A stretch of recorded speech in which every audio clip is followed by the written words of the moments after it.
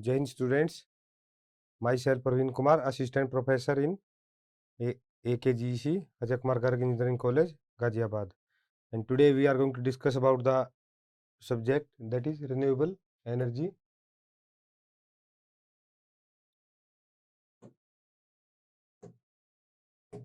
That is renewable energy resources. And our today's topic of discussion is about introduction about fuel cell. So let us start the discussion. So as far as the contents of the today's video lectures are concerned, I will discuss about the fuel cell, some concept, that is introduction, working principle of fuel cell, some popular types of fuel cell I will cover, then fuel cell merits, then fuel cell demerits, and at last we will see some of the popular applications in which fuel cell is used as a energizing element, and at last we have references. Okay, so let us start the discussion. So as far as the introduction is concerned, a fuel cell is basically a electromechanical cell. It is basically a electromechanical cell that convert the chemical energy of a fuel, that is often you can say hydrogen, and an oxidizing agent, often this is basically oxygen, into electricity. So basically you can say a fuel cell is basically convert chemical energy, which basically consists of hydrogen and oxygen, into electricity, electrical energy, and that is done through a pair of redox reactions, you can say chemical reactions. And the next question arises in our mind, what is the difference between simple batteries and fuel cell? So the fuel cell are different from the most of the battery in requiring a continuous source of fuel and oxygen. So in usually from air to sustain the chemical reactions. So this is the major difference between batteries and fuel cell. So in case of fuel cell, you can say is basically require a continuous source of fuel, or you can say oxygen, which is usually from oxygen is usually taken from the air itself, you can say, sustain the chemical reaction. But what is the case in case of battery? In case of battery, the chemical energy usually come from the metal. Okay, the chemical energy in case of battery is usually comes from the metal and their ions or oxide that are commonly already present in the battery except in flow batteries. So this is the major difference between a simple conventional battery and a fuel cell. So fuel cell can produce electricity continuously for as long as the fuel and oxygen are supplied. So this is the beauty of the fuel cell, that they can basically generate the electricity continuously as long as the fuel as well as the oxygen are supplied to the fuel cell. Okay, so let us discuss a generalized structure about the fuel cell in next slide. So this is the generalized diagram of a fuel cell. You can see we have two terminal, one is anode positive, another one is cathode, and we have a membrane inside, and these two are separated by some dielectric, and we have hydrogen in, some heat is comes out, these are electrons, again heat, then we have oxygen and water out. So when you can say what is the chemical formula of water, that is H2O. H2O. So when the hydrogen from one end and the oxygen from another end, you can say combined, then we can say heat is comes out, which is converted into electricity, and some water is also comes out. So this is the waste, you can say. So this is the basic structure of fuel cell. Now let us discuss about the basic working principle of fuel cell. This is the diagram. This diagram beautifully defines the working principle of fuel cell. You can see here hydrogen comes from these points and goes out exhaust from these points, and we have oxygen air from this point. Then we have electrical circuits completed when the electrons flow from this point to this point we have catalyst to protect the overall structure of the fuel cell, catalyst structure, and inside we have a proton exchange membrane. So basically the working is hydrogen and atom basically enter the fuel cell at the anode. So this is anode, this side is anode, this side is cathode. Okay, where a chemical reaction strip them of their electrons. The hydrogen atom are now ionized and carry a positive electrical charge, and the negatively charged electrons provide the current through wire to do the work. And you can say if the alternating current, AC current, in which the frequency is 50 hertz in India is needed, then the DC output of the fuel cell must be routed through a conversion device that is called an inverter. Okay, so what is the function of the inverter? Inverter basically convert DC direct current into alternating current AC. Okay, and oxygen enter the fuel cell at the cathode terminal, as you can see. And in some cell type like the one basically shown in this diagram, it is there combined with the electron returning from the electrical circuit and hydrogen ion that have traveled through the electrolyte from the anode, and we get the energy. Okay, so you can say direct current, DC current. So this is the generalized diagram. So in other cell type, the oxygen pick up electrons and that travel through the electrolyte to the anode where it combine with the hydrogen ions. Okay, and the here one of the most important points, students, which must take care is that here the electrolyte play a very important role. Electrolyte play a very important role. This is very important in case of fuel cell working. So it must permit only the appropriate ion to pass between the anode and cathode, and you can say block the undesired one. And if the free electron or the other substances could travel through the electrolyte, then they would disturb the basically chemical reaction. And whether they combine at anode or they combine at an cathode, together hydrogen and oxygen basically form the water, which I have already shown in the previous slide also, which basically drain from the cell in a proper channel, through a proper channel. Okay, so as long as the fuel cell is supplied with hydrogen and oxygen, it will generate electricity. So as long as we supply the hydrogen and oxygen to this fuel cell, it will basically generate electricity in the form of direct current. Okay, students. So this is the chemical reactions. So the operation of fuel cell can be summarized here. At the anode, hydrogen gas is ionized, producing free electrons and H positive ions. So this is the chemical process which happen at the anode and at the cathode end. So you can say here at the anode end we have 2H2 resulting into 4H positive plus 4E or electron negative, and at the cathode we have O2 plus 4E1 plus 4H plus, and that result into 2H2, that is water. Okay, so this is again the same diagram. So now after discussing introduction and the basic working principle, now let us discuss about the popular types of fuel cell. So they are basically classified in many ways, and these classification is basically based on fuel and the oxidant combination, the electrolyte we use in the construction of the fuel cell. Then the fuel cell may be direct or it may be indirect fuel cell. The classification may be depend on the temperature with which any particular fuel cell can withstand with proper operation.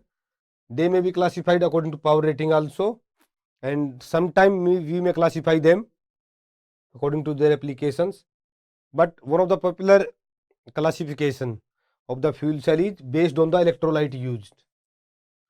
So in the next slide I will discuss about the 5 popular types of fuel cell classification based on the electrolyte used. Okay, so let us discuss them. So the most common classification is basically separated by electrolyte, you can say. So different types of fuel cell based on electrolyte are, the most popular types are, you can say, alkaline fuel cell, in short you can say AFC. Then we have MCFC, molten carbonate fuel cell. Then we have phosphoric acid fuel cell, PAFC. We have regenerative fuel cell, RFC, and we have reversible fuel cell.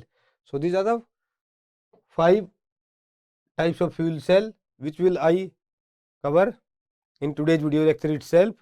Rather than these 5 types, there are some more other popular types also, just like you can say we have DMFC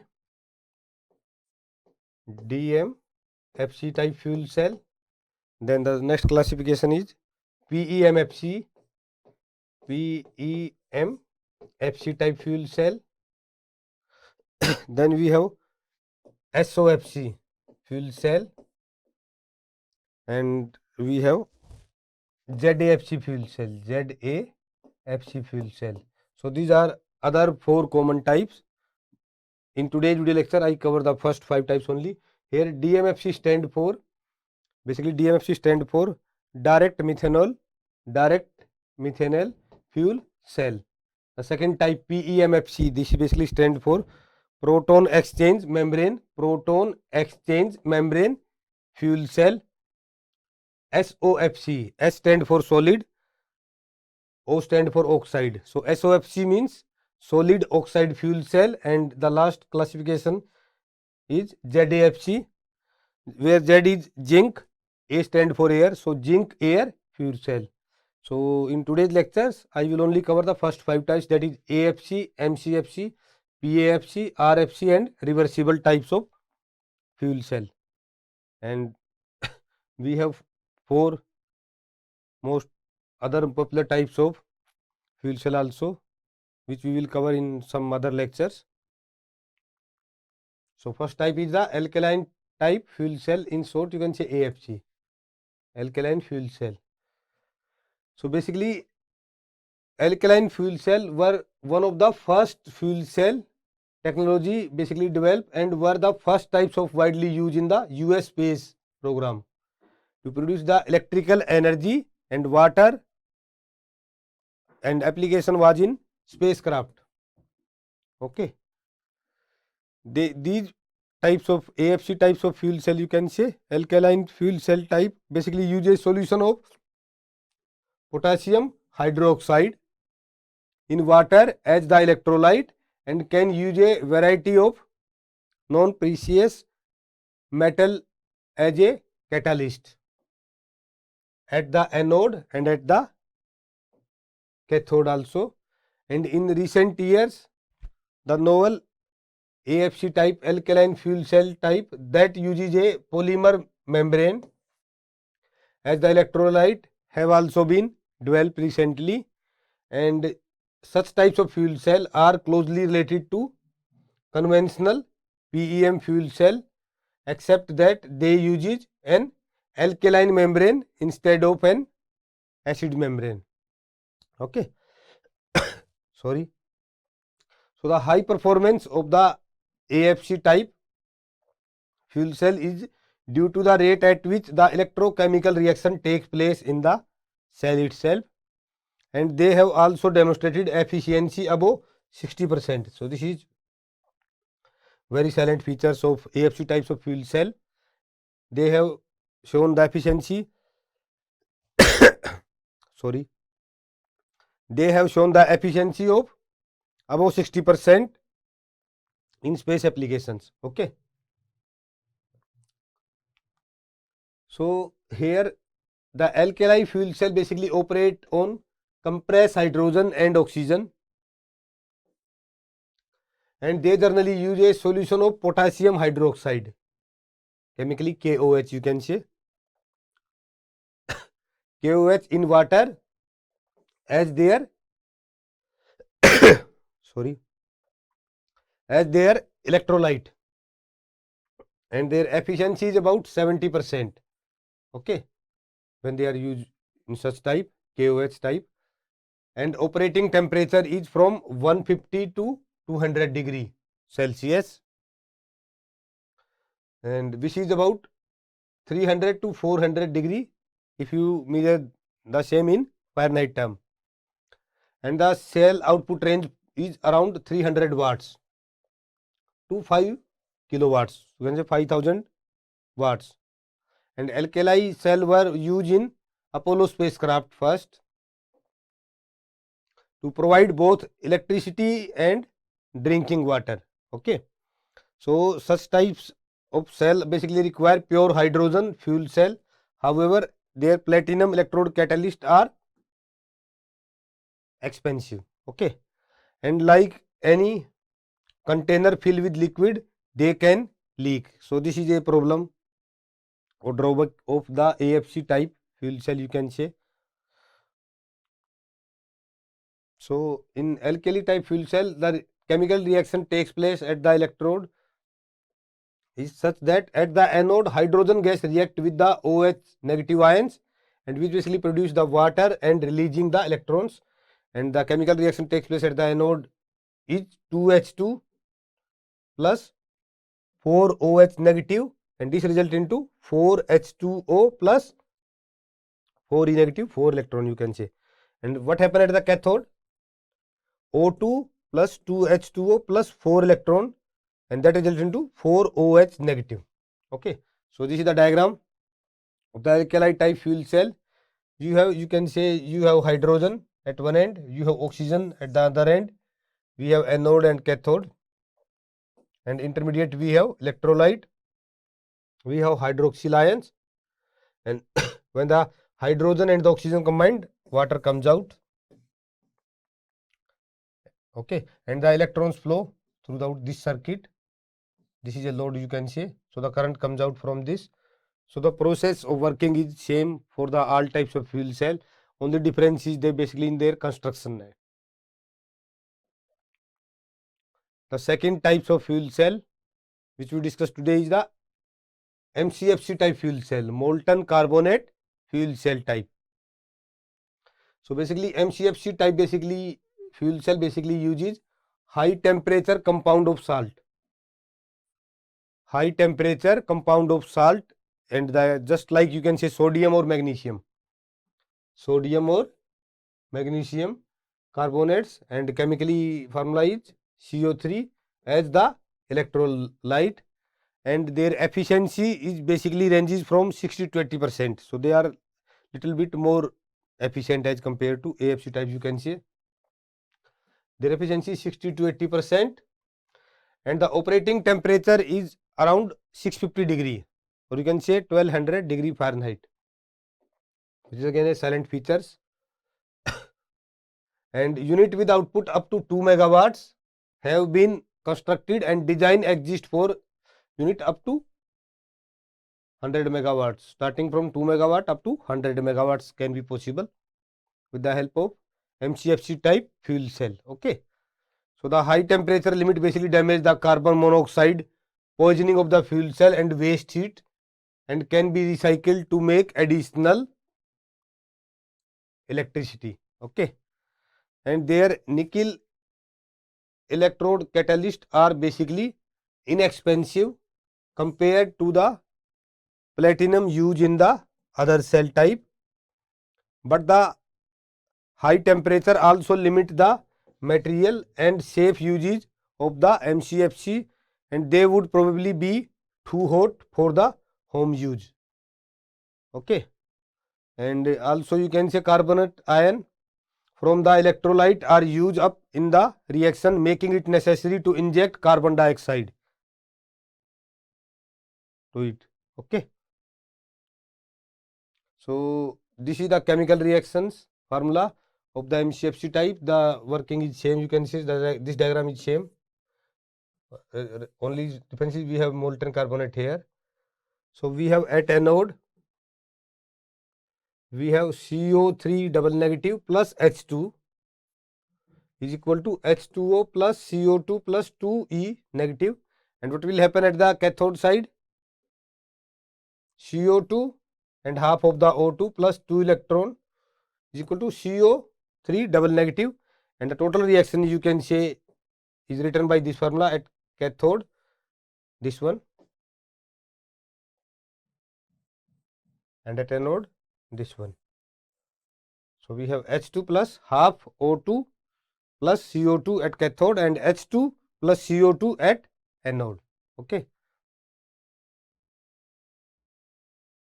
So the third type, popular types of fuel cell is the PAFC type, that is phosphoric acid fuel cell. PAFC, where P stand for phosphoric, A stand for acid, and FC stand for fuel cell. So as it clear from the name itself, here phosphoric acid is used as a electrolyte. So phosphoric acid is used as a electrolyte in PAFC type fuel cell. PAFC type fuel cell. Okay. And if you talk about the efficiency, their efficiency is ranging from 40% to 80%. And operating temperature is basically between 150 to 200 degrees Celsius, or you can say if you measure in term of Fahrenheit scale, then it is around 300 to 400 degree Fahrenheit. 300 to 400 degree Fahrenheit. And the existing phosphoric acid cell have output up to 200 kilowatt and 11 megawatt. It may extend up to 11 megawatt, and that is basically tested also. So basically PAFC phosphoric acid type fuel cell basically tolerate a carbon monoxide concentration of about 1.5%, which basically broaden the choice of fuel they can use. And if we use gasoline instead of this phosphoric acid, the sulfur must be removed. You can use gasoline also, but in that case the sulfur should be removed. And the platinum electrode catalyst are basically needed, and internal part must be able to withstand the corrosive acid type. Okay. So this is the diagram again. We have phosphoric acid and PEM fuel cell. This is the diagram. So this is the chemical reaction which happen at the anode. We have 2H2 is equal to 4H positive plus 4E negative, and what happened at the cathode side? We have O2 plus 4H positive plus 4E negative is equal to 2H2O. So the total reaction is this one, 2H2 plus O2 is equal to 2H2O. Okay. So let us discuss about the next type of fuel cell, that is reversible fuel cell. Reversible fuel cell. So this is the second last type, or you can say four types which we are going to discuss today. So reversible type fuel cell. So basically reversible type fuel cell basically produce electricity from hydrogen and oxygen and generate heat and water as a byproduct, just like other fuel cell. Just like other fuel cell. However, the reversible fuel cell system can also be used electricity from solar power also. Okay, electricity from solar power also, wind power also, or other source to basically split the water into oxygen and hydrogen fuel through a process called electrolysis. Okay. So in case of reversible fuel cell, a process known as electrolysis takes place. So reversible fuel cell basically provide power when needed.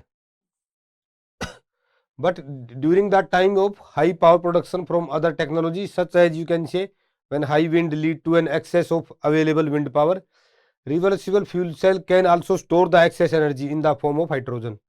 Reversible fuel cell can also store the excess energy in the form of hydrogen. So this is the beauty of such types of fuel cell. They can give power and they can also store power. Okay, store power you can say. So this energy storage capability could be a key enabler for intermittent renewable energy technology. Okay. So this is a very silent features of the reversible type fuel cell. So they act in two ways. They can also generate the power, and they can also store the power also if required. If excessive power is there, no use of power is there. So this is the beauty of the reversible types of fuel cell. Then we have at last regenerative types of fuel cell. So in regenerative types of fuel cell, basically reactants are regenerated from the product and then recycled. Okay, so regenerative types fuel cell basically operate in a closed loop. Regenerative type fuel cell basically operate in a closed loop, and fuel cell basically generate the electricity, heat and the water from hydrogen and the oxygen. Okay, and the hydrogen would be generated from the electrolysis of the water. That is, you can say water can be split into hydrogen and oxygen by the use of renewable energy resources such as you can say wind, solar or any other types of renewable source of energy. And here the oxygen can be used as a oxidant, and water produced is basically recirculated for electrolysis. Okay, for electrolysis. So now let us discuss about the merits or the you can say positive points of the fuel cell. So some of the positive points are enlisted here. First positive point is it has a very high efficiency, and its efficiency may be around 90%, which is very good for the renewable types of source. And why it is so? Since it is a direct conversion process and does not involve a thermal process intermediate as an intermediate. Okay. The second advantage of the fuel cell type is basically they doesn't have less mechanical component, so the maintenance is less, very negligible. So maintenance is very negligible. And the another advantage is that they take very little time to start the operation. Little time to start operation. This is again a silent features. Then next advantage is that space requirement for fuel cell is less. Space requirement is less. Okay. So this is another advantage. Then the next advantage is that large amount of cooling water is not required. Like the steam power plants, we require large water. Large amount of cooling water not required. Okay. So this is one of the advantage. Then we have they can be installed near the use point only. So transmission cost can be saved significantly. Another advantage is that they do not make noise. This is a very good feature. As we see in our previous videos of wind and the especially wind energy generation, when we generate electricity with the help of wind turbines, then the noise problem is there. So no such kind of problem is there in case of fuel cell. Okay, they are simple and safe if handled with care. They are pollution free. This is a very again silent features. No overhead line is required. As I have already mentioned, they can be used at the near the use point. So overhead lines requirement, transmission is not required. And then the next advantage is that a fuel cell basically give a few time more electrical energy per unit weight as compared to the turbo generator or storage battery. And long lifespan. This is again a very good features. They have very long lifespan. Okay, but definitely as we have see here, there are many advantage or applications or positive points, but definitely there are some demerits also. So let us discuss them in the next slide. Sorry. So if you talk about the demerits of the fuel cell, then they have low service life, high initial cost. These are the demerits. The use of fuel cell is still unsafe due to explosive nature of the hydrogen and the oxygen. Okay, availability of suitable auto catalyst to function efficiently for long duration has also restricted the commercial applications. And another advantage is that refilling of the auto vehicles is a very very difficult task, quite difficult. Refilling of auto vehicles is very difficult, quite difficult task, and it is necessary to work at high temperature or high pressure or use costly catalyst for the reaction to take place at a speed in order to give high current density requirement for an economic plant. This is another advantage, and they have low voltage. They have low voltage. This is again a disadvantage. Okay, students.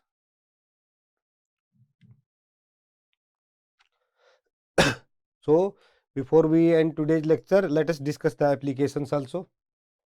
Fuel cell applications. Sorry. So the fuel cell can be used in vehicles. They may be used in submarine. They may be used as portable power plant for the spacecraft, for the locomotive type engine, for the defense purpose, in central base load power plant. Okay, and the another application is that a fuel cell of 1.5 kilowatt capacity has been developed in Australia to meet the power requirement of a house. Okay, so in household requirement can also be met with the help of fuel cell, but this technology is in, you can say, emerging phase. Okay, so in future it may be possible that all our household needs can be fulfilled by the bunch of fuel cells. Okay, array of fuel cells, you can say, to be precise. Okay, so these are the some of the references which I have basically studied to prepare these slides for today's video lectures. So basically you can say in today's video lectures I have covered basic introduction about the fuel cell and the 5 most popular types of fuel cell. A brief introduction is also discussed in these video lectures. I hope you all will get benefited and have a clear understanding about the working of the fuel cell and the popular types of fuel cell as a renewable source of energy, or you can say green energy. Okay, so that's all about for today's lecture, students. Thank you, students, and Jai Hind.